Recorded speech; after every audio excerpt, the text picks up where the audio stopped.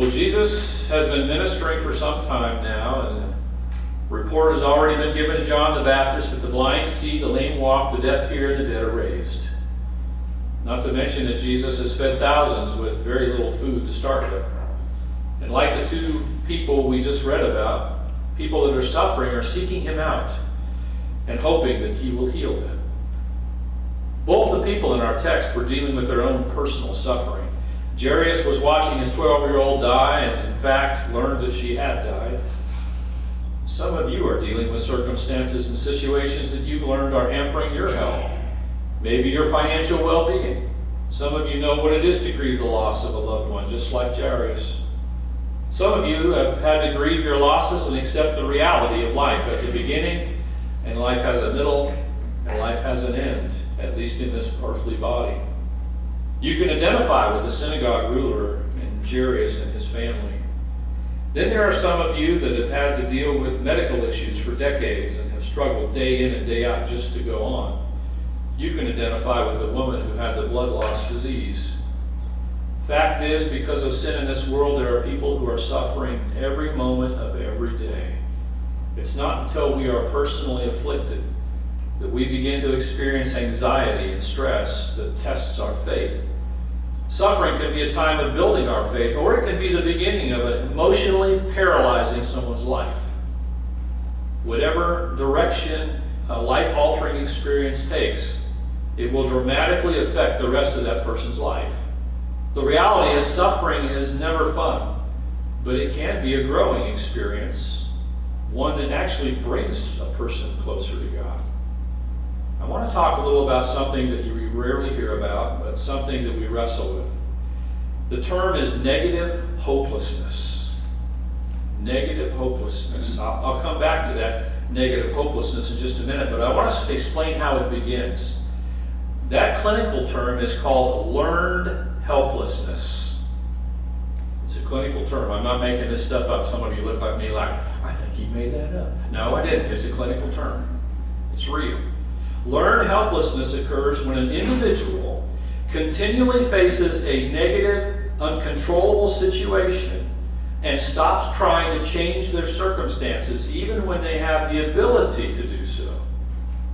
So when you face a situation that's difficult, that's hard, that you can't seem to get past, and at some point you just give up, you give in, you have learned helplessness. In other words, you may be able to fight it, you may want to continue to fight, but after a while you just give up fighting. It's just like, so what? Why bother? You ever been there? Most of us have at some point. Most of us have. Learned helplessness is tough. It's tough. For example, a smoker may repeatedly try to quit and fail, and they may grow frustrated and come to believe that nothing they can do will ever help, and therefore they stop trying to quit altogether. The mental perception that one cannot control the situation will bring about a passive or no response to the harm that the person is doing to themselves through addiction or whatever, or maybe it's just a health situation. But eventually, one goes from a learned helplessness to a negative mental state where they believe they are helpless to overcome their situation. For example, I've been sent to church after church that was in decline over my 30 years in ministry almost, and I was sent to churches most elders wouldn't go to. Churches that didn't pay enough to support an elder, where the people were used to seeing themselves as a small, insignificant church. And I've learned that churches that have gone through major declines will have a very hard time doing anything to change that decline. They get into a state of negative helplessness. And it's usually turned with, well, we've just accepted who we are. We've just accepted what we are. You just have to accept it. Learned helplessness becomes negative helplessness. The truth is, we're all very capable of doing a lot of things. But yet some have bought into the lie that God has left us to our own demise, individually and corporately. And I've heard things said at churches that I've pastored where people say things that basically what it amounts to is, will the last person out please just shut off the lights? We know we're dying, we know we're done. Just turn off the lights when you're done, would you please? We don't want to keep that electric bill going. I had one church, you may laugh at this.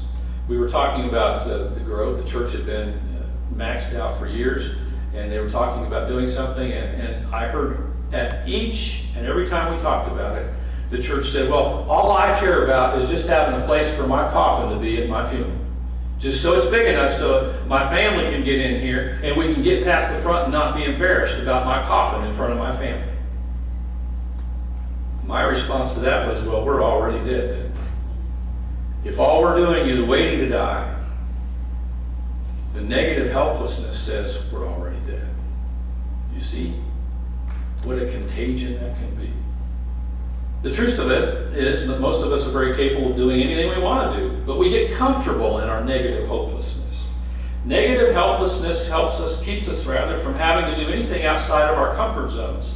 Negative helplessness could put a person in such a funk that we rationalize doing little or nothing as being the best that we can hope for. Why bother? Why do anything? Why try? When in negative helplessness, we might just refuse to do anything that others suggest in order to help us step out of our helpless mindset. I'll give you an example of, there have been people in this church who have voiced a desire to have more dinners together, more luncheons. Well, it's been brought up at certain meetings, and there have been a couple of ladies who responded very quickly by saying, I'm not cooking anything. No, I'm not. And I'll tell you what that does. That negative helplessness shut it down. From one or two people. Negative helplessness can shut down an entire church from doing what they feel they should be doing because one or two people are stuck in negative helplessness. I'm not making this up. It's part of what goes on.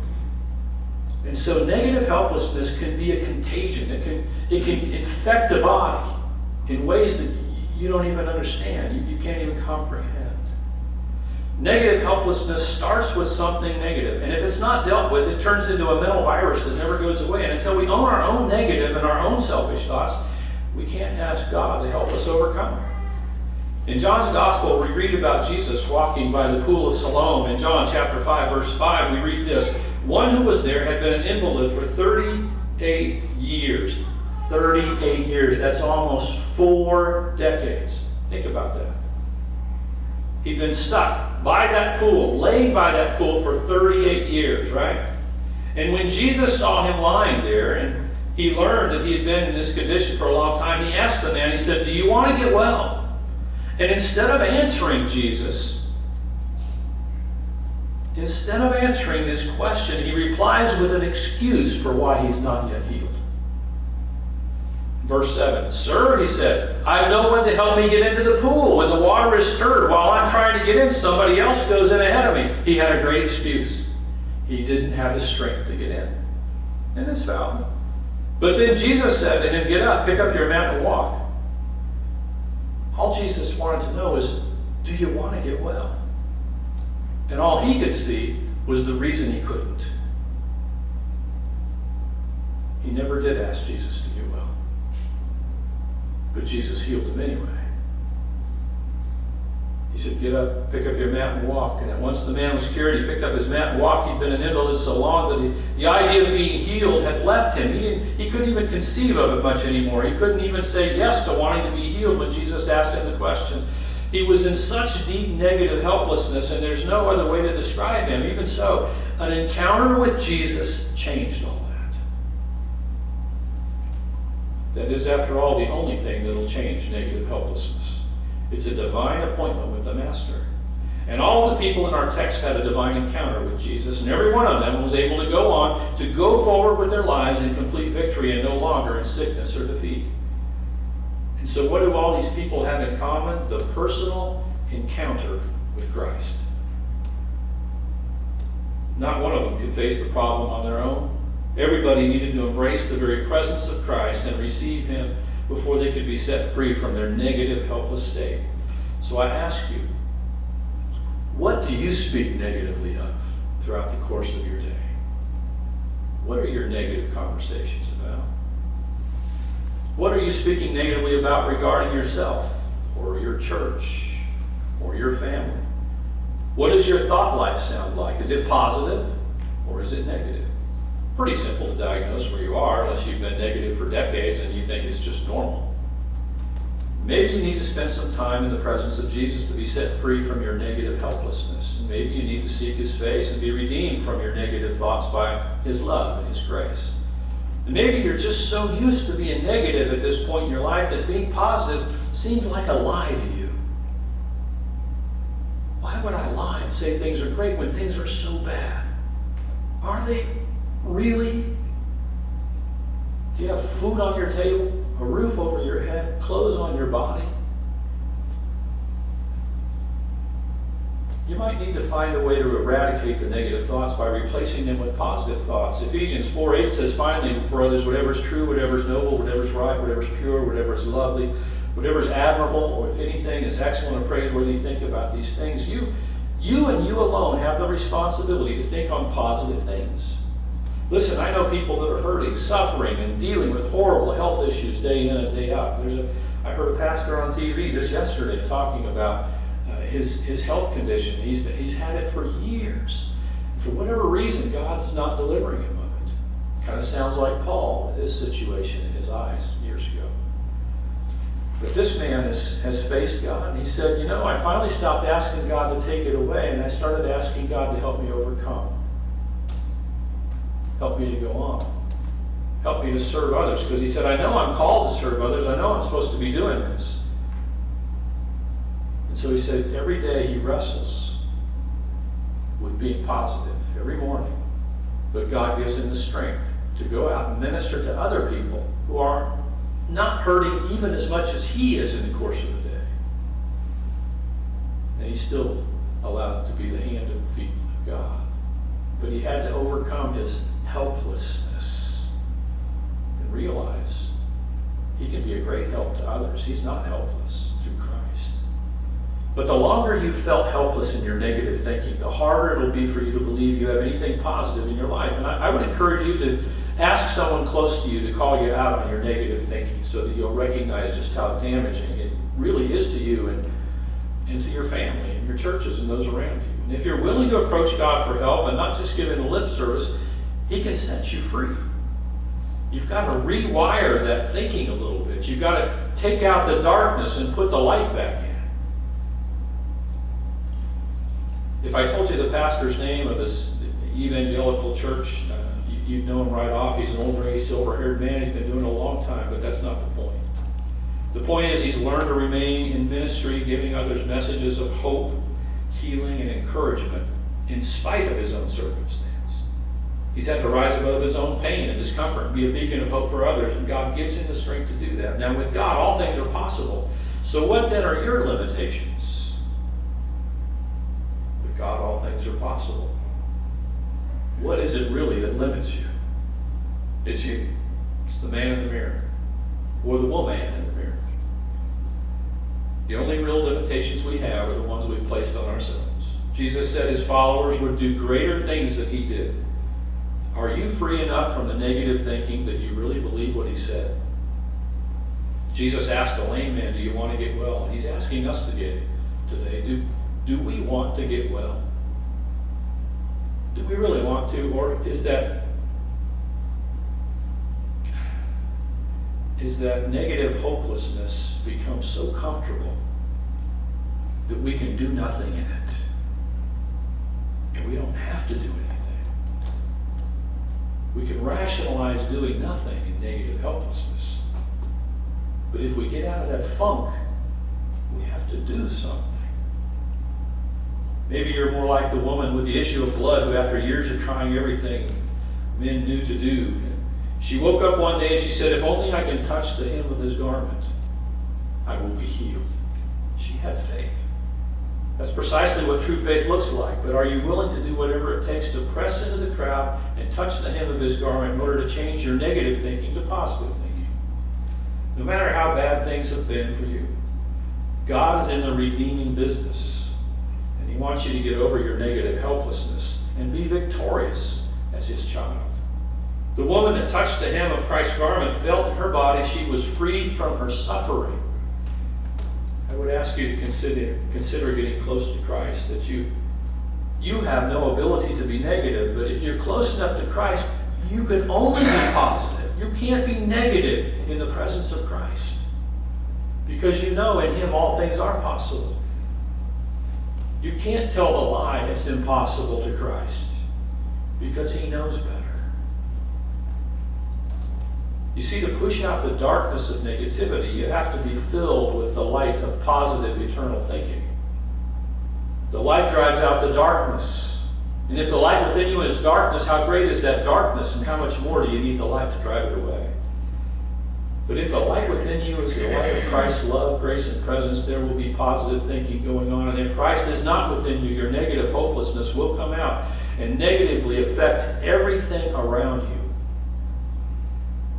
Listen, church, if you want to grow personally, you have to stop allowing that disease of negative thinking. And if we want to grow as a church, we've got to stop allowing that spiritual disease of negative helplessness to direct our actions. Love them, pray for them, but don't let them direct your steps. Misery loves company.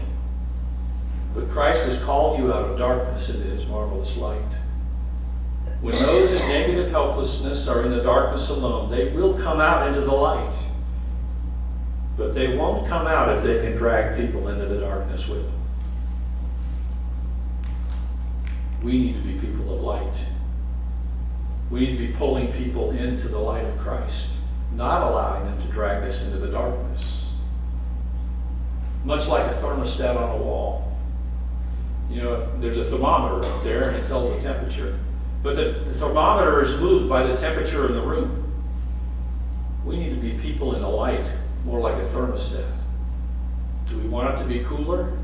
We need to be able to control the temperature in the room. Be people of light. Does God desire it to be warmer? We need to be able to be the people who make it warmer in the room. Rather than be responsive to what's happening around us, we need to create what's happening through the light of Christ and the gift of God's love and the grace of Christ Jesus our Lord.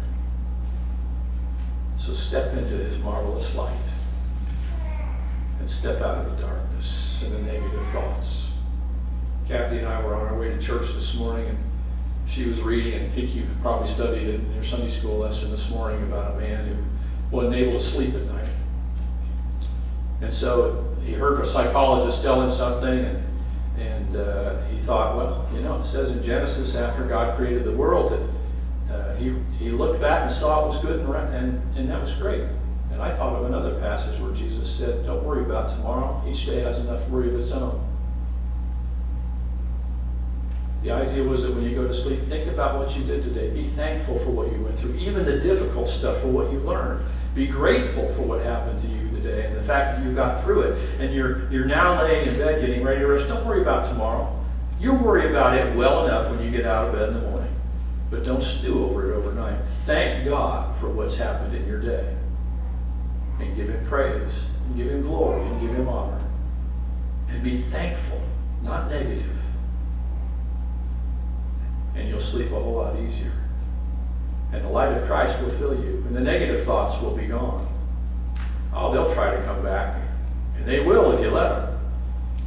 But take every thought captive, and cast out the stuff that shouldn't be in there. You need to do it for you, your children, your children's children, your family, and your church. Because with God, all things are possible. Will you walk in the light as He is in the light?